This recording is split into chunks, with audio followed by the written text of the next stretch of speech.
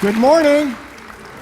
It is good to see and a joy and a blessing to be with you all. My name is Richard Mirage. I'm the lead minister here, and it is great to have you all with us. Welcome, everyone.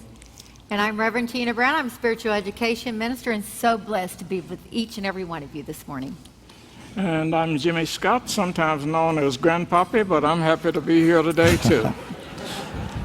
I'm glad you're here, Grandpappy. Me too, Grandpappy. So we have two intentions today, and the first one is that you have a profound and deep experience of God. Everyone, I just want you to take a deep breath. And best that you can, I want you to let go of anything you're concerned to, and I want you to just open your heart and allow this service and this experience to open your heart and allow Spirit to touch you, to minister to you and uplift you in exactly the way that your heart and your life needs it right now. So the first thing is to have a deep and profound experience of God, and the second one is that you'll feel a great sense of connection and a feeling of community.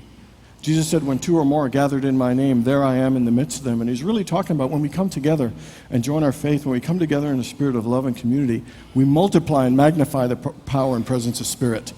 So please know that your presence is helping create, all of our presence is helping create this amazing experience of God and this experience of community and connection. We are all uplifting each other just by our presence here today. So can you feel that connection? So let's take our mission statement together. Unity of Phoenix is a loving spiritual community that welcomes all people and honors all paths to God. We are dedicated to transforming lives by inspiring and awakening individuals to discover God's Spirit within. So now's our time in our service for a time of prayer and meditation. So if you have your cell phones with you, I want to encourage you to place those either on silence or vibrate. And Walter will lead us in our meditational song.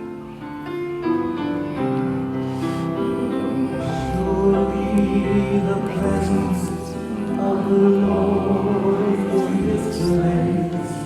I can feel God's mighty power and God's grace. I can feel the brush of angels' wings. I see glory on His face. Surely the presence of the Lord is in His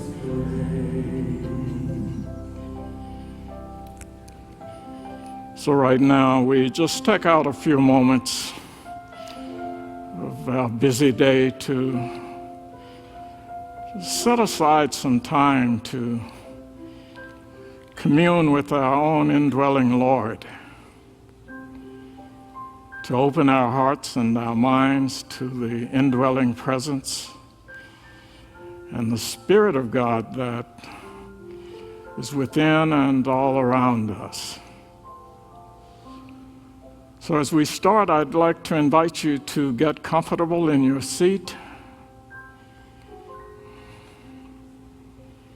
and then to take a deep, refreshing breath. And as you let that breath out, just release with it all of the cares, all of the concerns, all of the busyness of your life. This time is set aside specifically for you.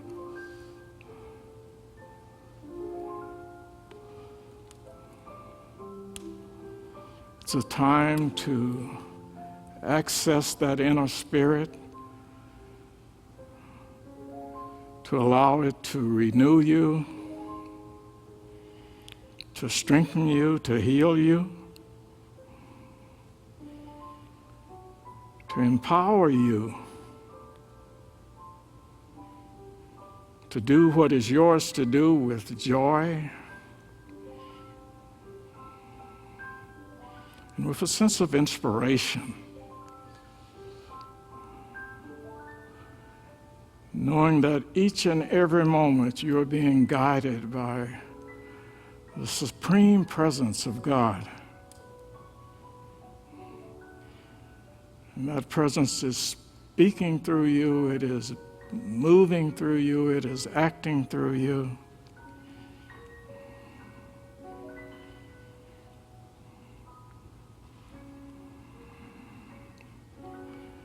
And you have this profound opportunity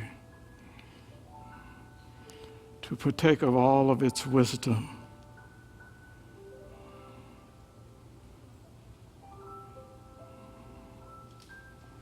So once again, I invite you to take a deep breath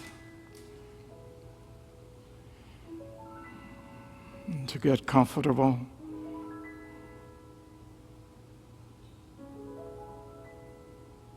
And for the next few moments, just be mindful of the words of the psalmist. Be still and know that I am God.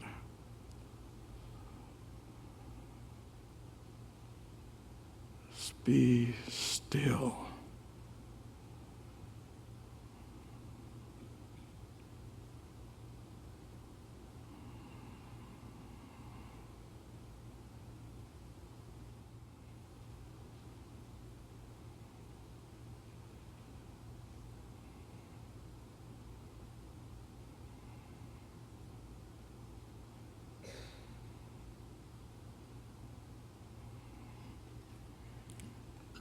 Today, as we think about all the blessings in our lives, we give thanks for family and for friendship, for love and for laughter and for joyfulness.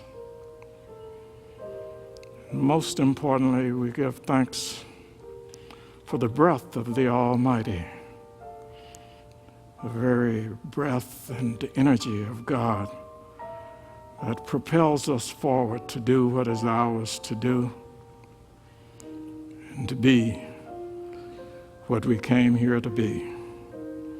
So we give thanks for all of these blessings in the name and after the nature of the living Christ. And so it is. Amen.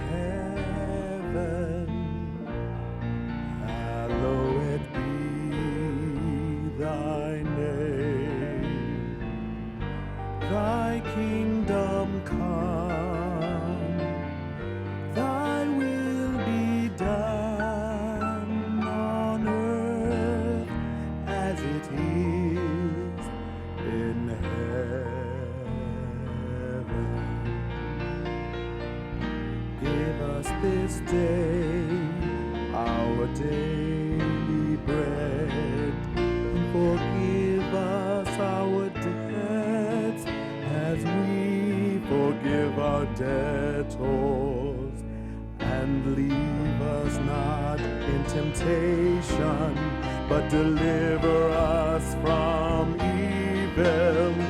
For thine is the kingdom and the power and the glory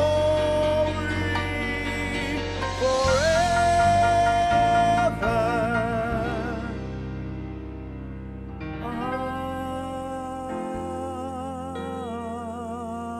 Amen.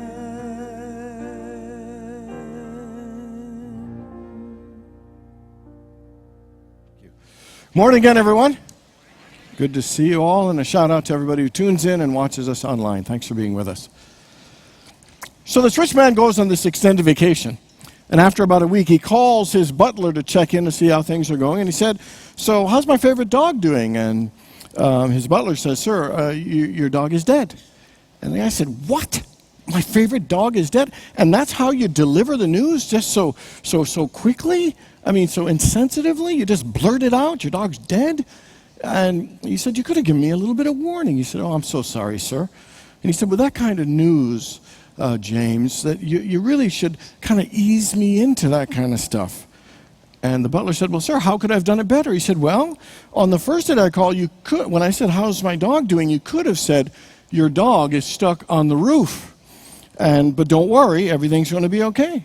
And then the second day when I called, you could have said, 'Well, I was trying to get the dog down and the dog fell off the roof and broke his leg. But don't worry, the vet says he'll be okay in a couple of weeks.' So are you getting all this? Yes, sir, I'm getting all this. And then he continues and said, well, on the third day when I called, you could have said, unfortunately, there was some severe internal bleeding that the vet didn't pick up on initially, and unfortunately your favorite dog passed away, but he passed away peacefully at 2 a.m. this morning. And he said that would have eased the shock of it for me. He said, you got it? And he said, yes, I've got it. And so the man says, good. So how's my grandmother doing? And the butler said, your grandmother, sir, is stuck on the roof. So it's, sorry. A bad joke. So the book of Job says he will fill your lips with laughter and your mouths with shouts of joy. And I truly believe that life is supposed to be fun. Today we're talking about joy, because life, I believe, is supposed to be a joyful and a joy-filled experience. You know, Jesus said to his disciples about why he taught them the commandments and why he taught them the importance of abiding in God's love and the greatest commandment of love. And here's what he said, referring to those and why he taught them. He said, I have told you these things that my joy may be in you and that your joy may be complete. So there is no question that life, the joy is an important part of our life experience. And that I truly believe that discovering a complete joy is a part of our spiritual work and our spiritual journey. So I ask you the question, how much joy are you experiencing in your life? On a scale of 1 to 10, 10 being lowest, 1 being lowest, 10 being complete joy, how much joy are you currently experiencing in your life on a scale of 1 to 10? And what's the general amount of joy that you're feeling?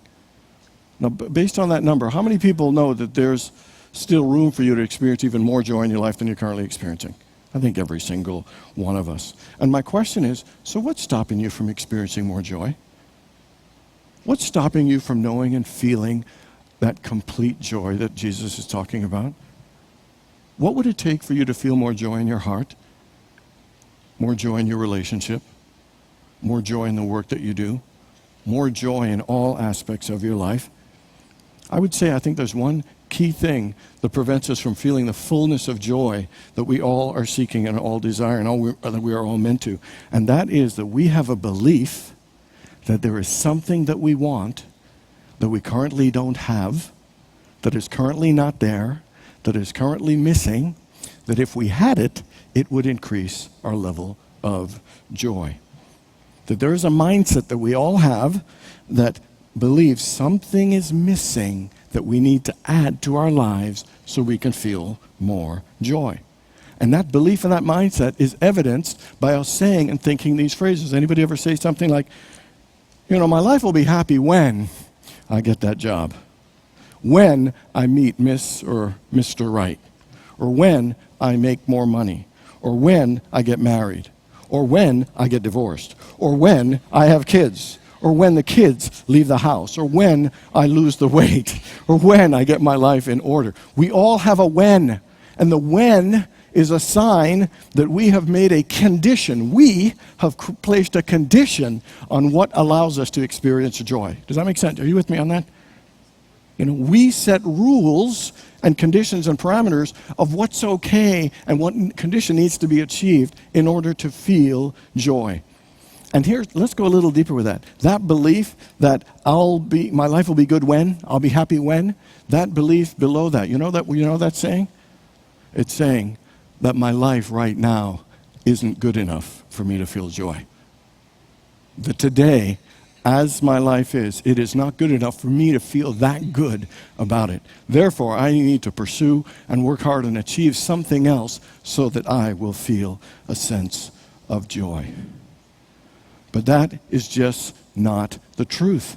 We do not have to wait to feel joy. In Psalms 118, it says this, "This is the day that the Lord has made. Let us rejoice," and the word rejoice means an expression of great joy. Let us rejoice and be glad in it. And what that psalm is saying is that there is nothing missing in your life for you to feel joy. That your life as it is has enough blessings and goodness and abundance and love and opportunities for you to feel joy right now. Jesus even speaks to this belief about putting it off till when, and today is not good enough, when he said in the book of John, chapter 4, verse 35, he said this, "Do you not say 4 months and then the harvest? I tell you, open your eyes and see that the fields are already ripe for harvest." And what Jesus is saying here is examine that idea of I'll be happy when. And he's warning us, stop putting off, stop waiting till something happens for you to feel that there's a harvest in my life to celebrate. Stop thinking that today is not enough, because it's just not true. And that's why he says, open your eyes. Because he knew at some level that human beings, that sometimes we miss things. We miss seeing the good in our lives so often. He's saying, open your spiritual eyes and look at the fields of your life. Because there are so many things that are ripe and blooming with harvest, for you to enjoy and to enjoy fully. So Jesus is saying, do not wait for things. Do not wait for the when, to experience joy. Don't postpone your joy. Joy is here. This is the day that the Lord has made. You can rejoice right here and know the fullness of your joy. And so if nothing is missing and there's all that joy there, what's stopping us? I think Abraham Lincoln had it right on when he said that most people are about as happy as they make up their minds to be. So how happy have you made up your mind to be? Or I would change that to, how joyful have you made up your mind to experience life? How joyful do you choose to be in your everyday life, to feel joy, to experience joy, and to express joy? And so today, what we're going to look at is, what would it take for us to open our lives to a greater experience of joy? What would it take for us to experience that complete joy that Jesus is talking about? So I want to share some things. And the first one is to understand that true joy comes from within. Jesus said the kingdom of God is within you. That our joy isn't outside of ourselves. It's not in external achievements or goals. That all joy comes from knowing God within ourselves. That's why I love Paramahansa Yogananda's comment when he said, "Teach me to crave the supreme lasting joy of thy presence in preference to passing sense pleasures." And what he is saying there are two options we have in life. We can chase joy by achieving things and doing things and acquiring things, or we can just connect with the source of joy. And sometimes we end up chasing joy rather than connecting with the source of joy that is already within us. Because the truth is, if you want more joy, the more centered you are in God, the more centered you are in joy. The more you feel connected to God, the more you're connected to joy.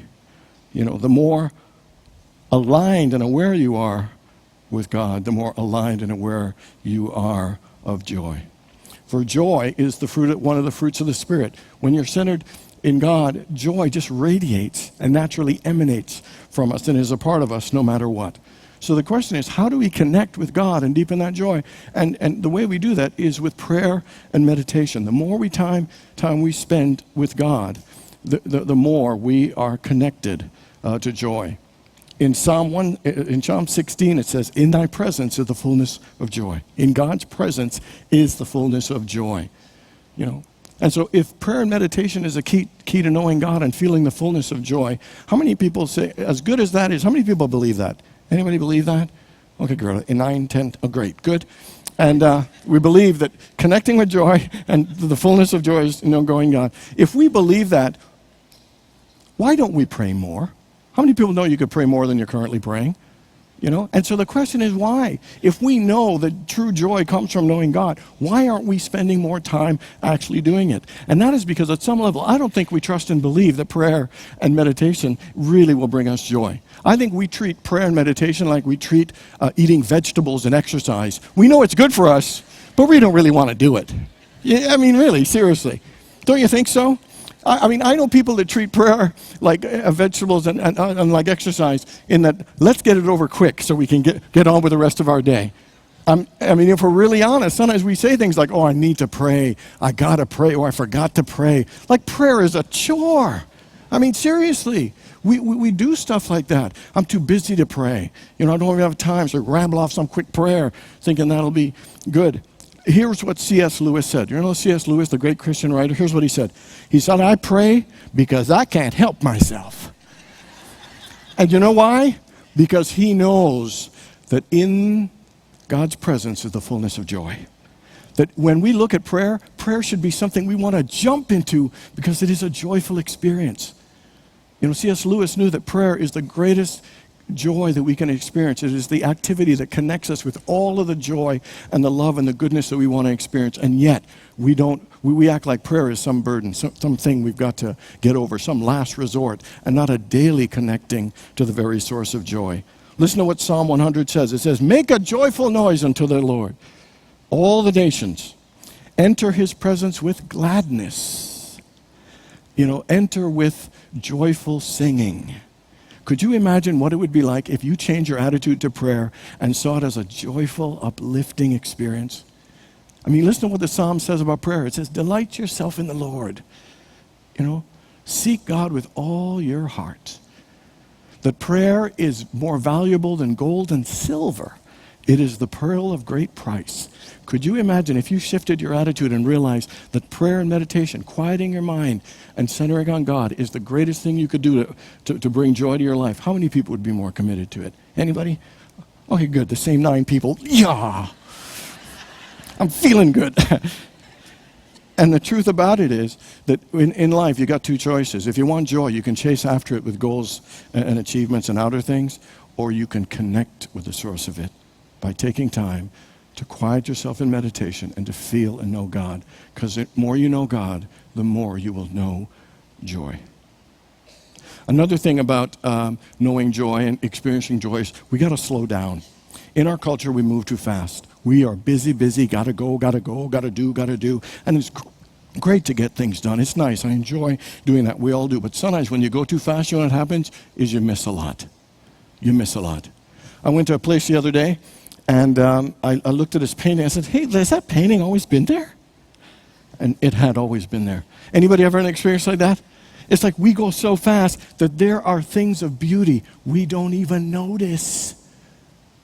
Sometimes we go so fast, there are people we don't even notice and take for granted. We rush through things so much, we miss so much of the beauty and the simplicity and the magnificence of life. We eat so fast, we don't even taste what the food tastes like. Going too fast misses out on the beauty and the magnificence and the simplicity and the greatness of life. There are so many colors and flavors and experiences to feel and smell and taste and touch, and we miss so much of it. Ask you, how much do you think that we miss by going so fast?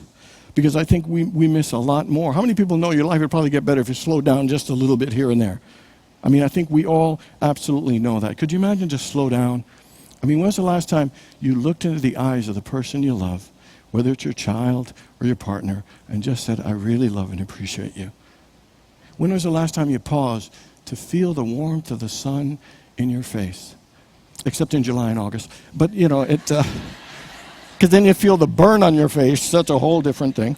It's still nice. Just make it quick. And, when was the last time you got up early and just listened to the song of the birds? When was the last time you got up early enough to witness a sunrise or to pause to look at a sunset? Sometimes we move so quickly, we miss out on so many things, including even the taste of food. The next time you're eating, I invite you just to close your eyes and slow down and focus on the food, the thing that's nourishing you. Slow down to enjoy life. Nothing's missing in your life. It's all there. The question is, are you slowing down enough to enjoy it, to experience it fully? One of the things Jesus said is that to enter the kingdom of heaven, you must become as a child. Children are so playful. They're so innocent. They're so curious. They're fascinated about every little thing. They get stuck on the color of a flower. They get stuck on all the little simple things. And I love that. And we need to recapture our childlike essence. We need to slow down and to really experience all the simple beauties of life. This week got a wonderful opportunity to feel childlike again. I was absolutely fortunate to get a ticket to the World Series Game 2 in Kansas City, and Wednesday morning flew out to Kansas City. Me and my brother, he flew in on Tuesday. It was such a great experience. We got on the plane like a couple of kids, and it was so cool. We enjoyed the sensation of taking off. You know that sensation when the plane just leaves the ground? We enjoyed that together. We ended up landing in Kansas City. The weather was so great. It was nice just to pause. Like, you ever hear Jimmy and I just say, take a deep breath? You know why it is? It's to sink in and let the stuff get deep in and to really experience it. So we took a deep breath on the plane and enjoyed taking off. We got into Kansas City. The weather was incredible. We got to enjoy that experience. I took a deep breath while I was tailgating. It was a really great experience. I never tailgated before. The tailgating sounded so exciting. All it is eating and drinking in a parking lot. It's really not that, it's not that exciting actually, but I took a breath and I appreciated the experience.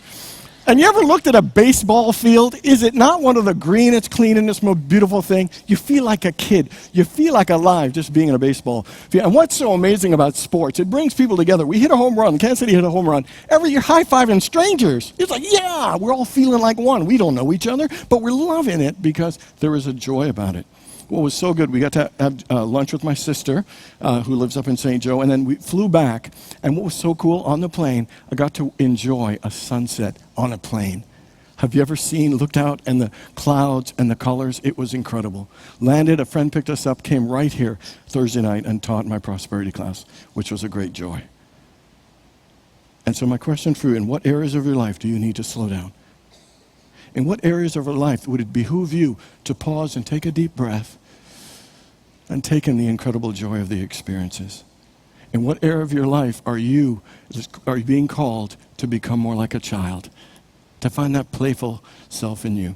I had a couple of friends last week after church. They went to their nephew's 4-year-old nephew's birthday party, and they dressed up like clowns with noses and all. When's the last time you did that? Probably never. But anyway, But what childlike thing in you is calling you? Because there is nothing in your life is missing that you need for joy. It's here. The question is, are you willing to slow down and discover the child in you and really experience it? Another thing I want to talk about, Oprah Winfrey's got a great quote I love. Here's what she said about joy. She says, one thing I know for sure is that those who feel real joy are those who feel it in direct proportion to how connected they are to living their truth. That we feel joy to the extent that we are living our truth. See, there's sometimes in life we get told what a great life should look like. I mean, I have friends who have become engineers because their fathers were engineers, and engineering is a good way to make some money. I had a friend who was in engineering for 10 years, but he did not like engineering at all. You know what he liked? He wanted to be a writer. A writer. That didn't make much money, but it didn't matter. After 10 years, he quit being an engineer. He became a writer, very happy.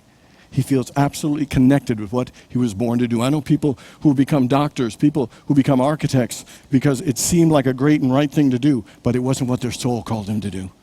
That they wanted to paint, they wanted to own, little shops.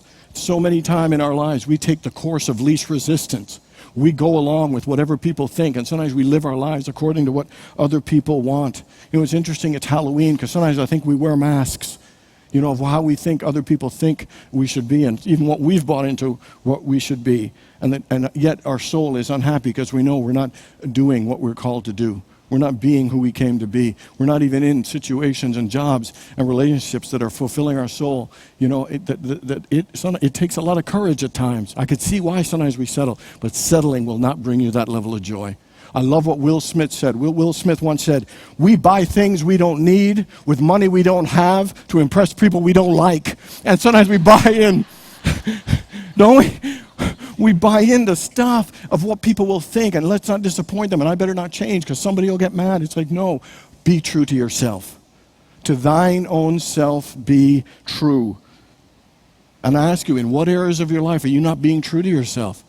In what areas of life are you not honoring what your soul is calling you to do? And are you willing to have the courage to step out and make that change? To step out and express what your spirit is calling you to do?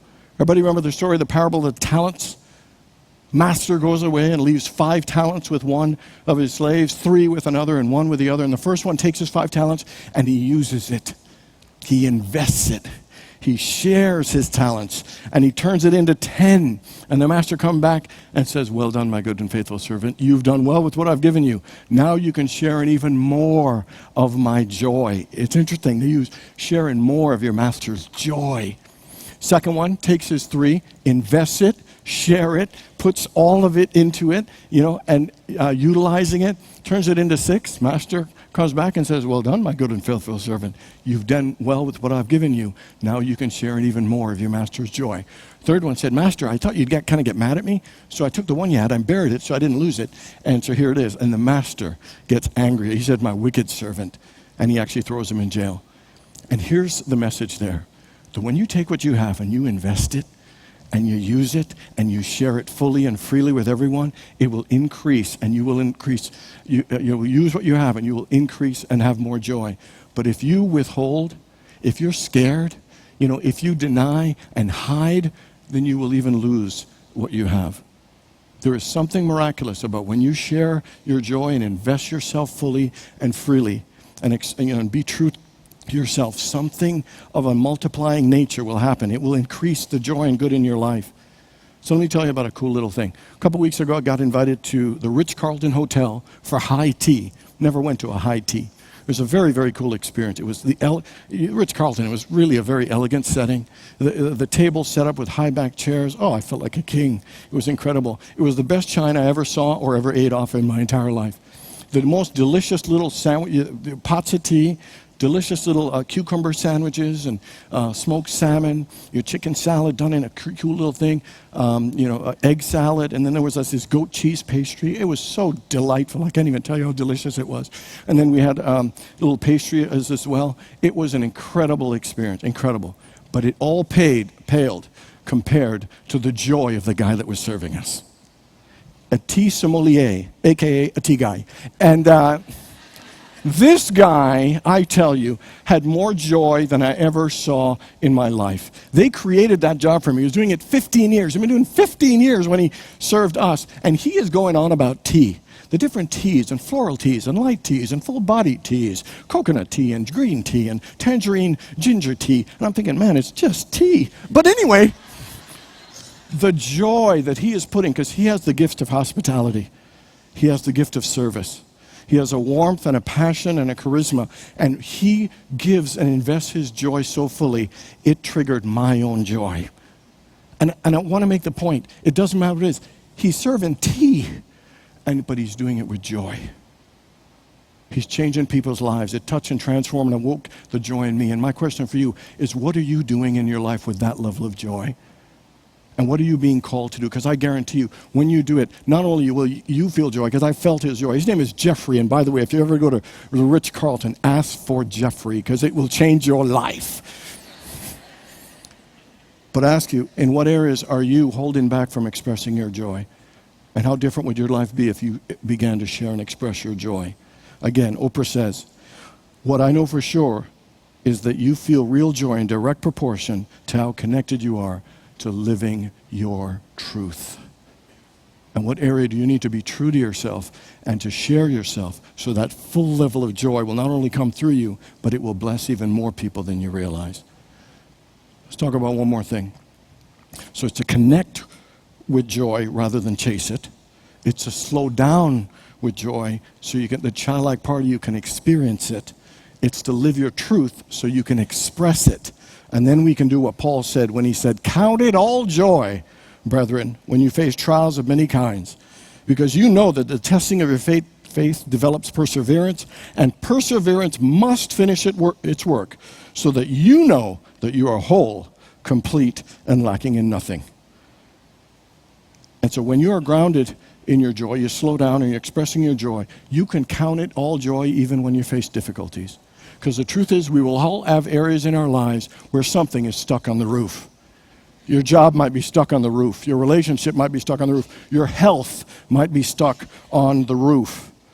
And you can count it all joy when you're centered in joy to know that this will shape me, that this experience will grow me and expand me and help me discover more of the truth of who I am, and it will help me appreciate my life even more. 3 things that the idea of count it all joy does for us. Number 1 is to realize, as Nehemiah said, the joy of the Lord is my strength.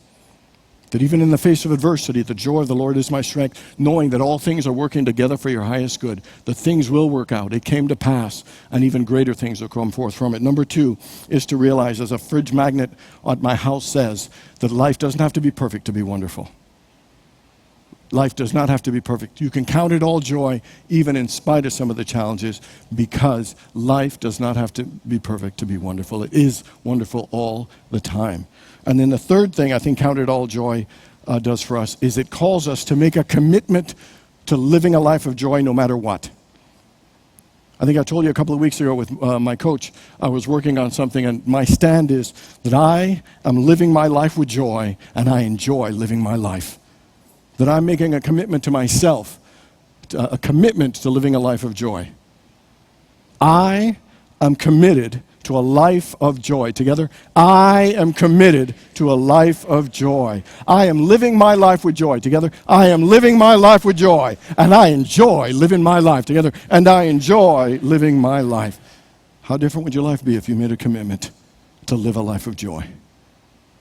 One thing I come to realize as I've just completed my 5th decade is that as I enter my 6th, with every passing day I realize how precious life is. What a tremendous gift and honor it is to be alive, and I don't want to waste it. There's not one second I want to waste because, it's not going to last forever. And one thing I love about George Bernard Shaw, George Bernard Shaw died in his 90s, and I think some people you already know he died. You know he died? He fell off a ladder at 98 trying to trim his apple tree. And he had a quote. He said, "The true joy in life is being thoroughly used up for a cause greater than yourself." That I want to be fully used up when I die. That life is a brief candle, and while I've got a hold of it, I will let it shine as brightly as I can before I pass it on to other generations. You are here for a greater purpose than you realize. There is a light that's shining in your hand. Let it burn brightly. Let yourself be thoroughly used up, because that is how you will discover a life of joy. You are here to light the way for other people to experience joy, and when you do that, you will feel even more joy. Life is meant to be joyful. And sometimes we all have moments where we feel like I've lost my joy. I've lost my joy. But here, more than anything else, I want you to remember this.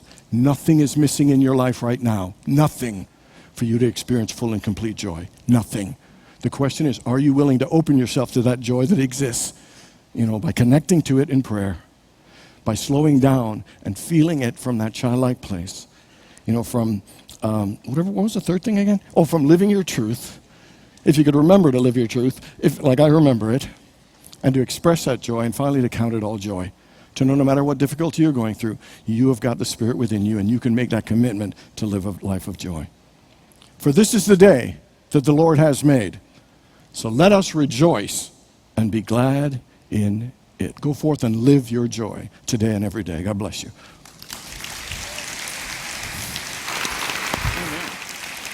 Let's join together with our kids as we affirm our prayer protection. Oh, that's okay. It's okay if you don't know. We'll all just say it together. Ready? The light of God surrounds us.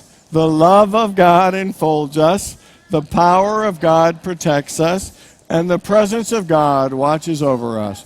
Wherever we are, God is. Thanks, guys, for being here. Everybody, let's all rise now as we sing our song of peace. Good job. Whew.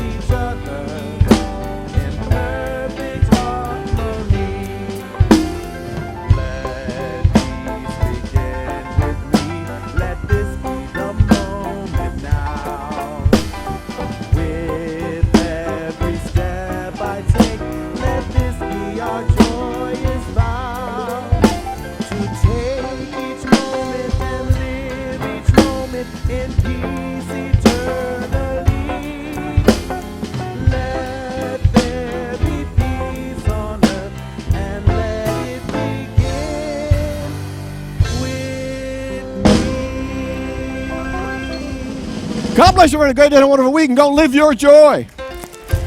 Thank you, ma'am.